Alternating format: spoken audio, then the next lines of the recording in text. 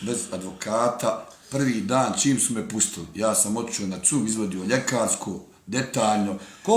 Koliko ste držali u stanici policije? Stanici od jedno pola 12, ne znam, najdalje pa do pola 4 ujutru. Ma ne znam, tukli me, maltretirali me sa lisicama na leđima, ba.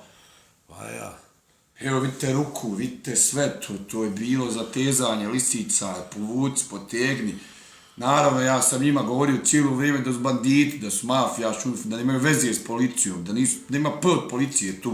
Ja nisam šutio. Ja sam vama o toj stanici policije govorio, ja sam uporan u tome, ja ne znam čuje li mene iko u ovoj državi. Postoji li iko u ovoj državi da reaguje niko normalan, niko savjestan, niko pošten. To je najkorumpiranija stanica policije na svijetu.